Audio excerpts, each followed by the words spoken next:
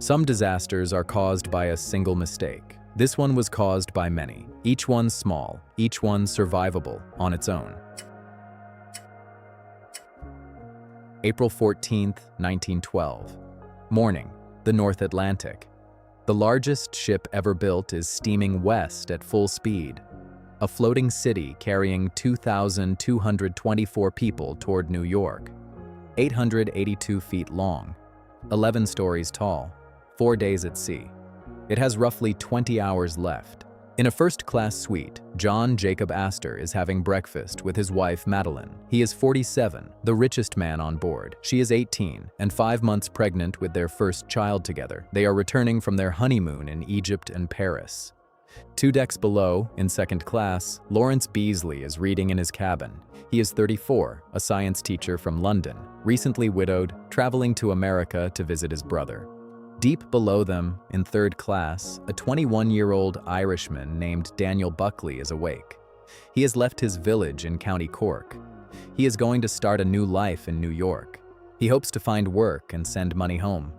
By tomorrow, only 2 of them will be alive. At 9 in the morning, the wireless room receives the first warning. From the Coronia. Ice ahead. By midday, 2 more warnings have arrived. From the Nordam, from the Baltic. Captain Edward Smith reads the Baltic message on the bridge. He carries it down to Bruce Ismay, the chairman of the company that owns the Titanic. Ismay reads it. He puts it in his pocket.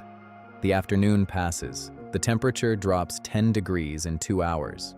By 6 o'clock, the air is at freezing. The water below is colder still. At 5:50, Smith adjusts the course slightly south. He does not reduce speed. The Titanic is doing 22 knots, nearly full ahead. At 9:20 in the evening, Captain Smith tells the second officer he will be in his cabin. If it becomes at all doubtful, he says, let me know. He goes to bed.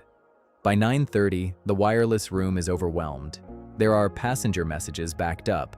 The senior operator, Jack Phillips, is working at full speed.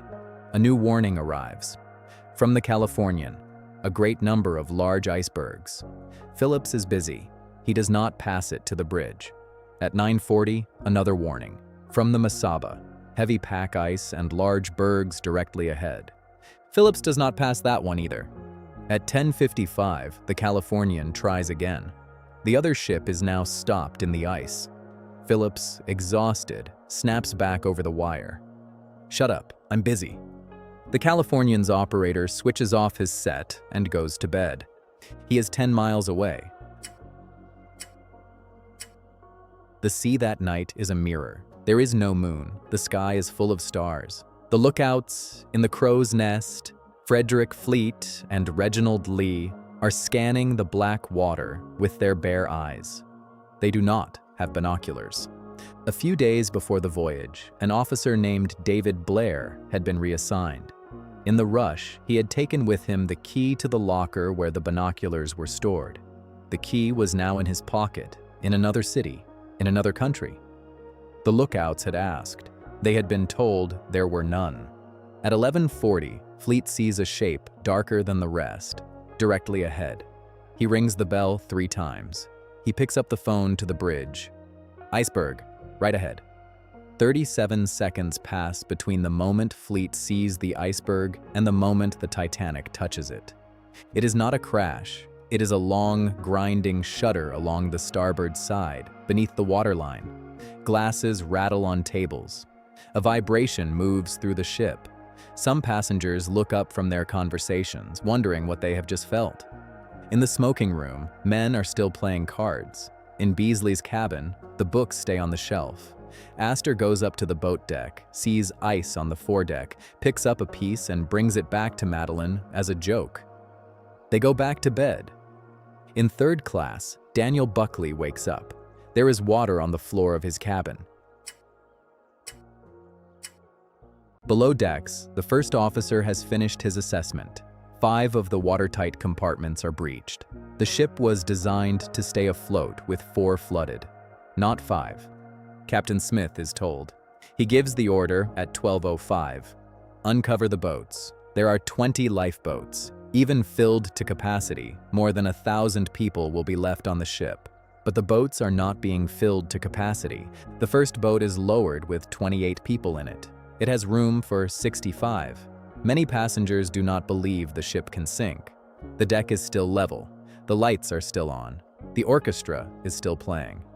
Astor brings Madeline to boat 4. He asks the officer if he can come with her. He says she is in a delicate condition. The officer says no.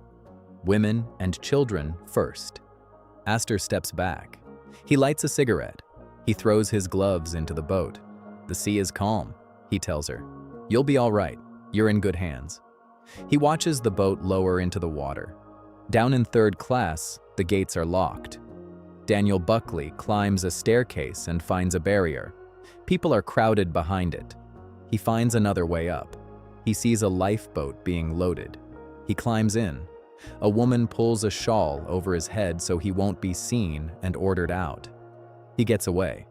Who survived the Titanic depended heavily on where you started the night. In first class, 97% of the women lived. In second class, 86%. In third class, 49%. Of the men in third class, only 16%. At 2:18, the lights flicker once and go out.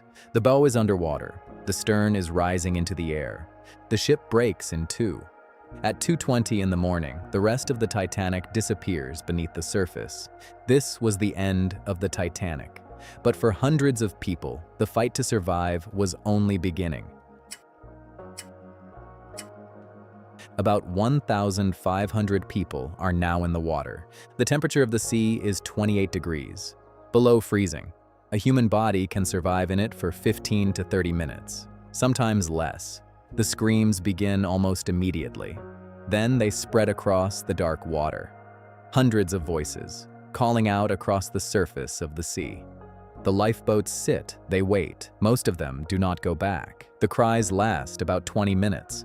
They do not end all at once. They thin out, one by one. Madeline Astor is in boat 4. She does not know if her husband is alive. She does not know that he has just lit one last cigarette on the boat deck. Across the water, families are scattered. Mothers in one boat, husbands in another. Children whose parents went back below to find their luggage. The boats drift among icebergs in the dark. There is nothing to do but wait. They do not know if a ship is coming. They do not know how long they will be out here. They do not know who is alive. For nearly 2 hours, the survivors sit in silence on a black sea. Then, at 4:10 in the morning, a light appears on the horizon. The Carpathia. It has steamed at full speed through the ice for 3.5 hours to reach the position. It pulls up among the lifeboats just before dawn. Madeline Astor is brought aboard. Lawrence Beasley climbs the side at 4:45. Daniel Buckley, still hidden in the lifeboat full of women, is rescued shortly after.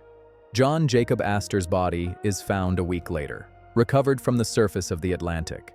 His pocket contains a gold watch and $2,440 in cash. The morning of April 15th was clear.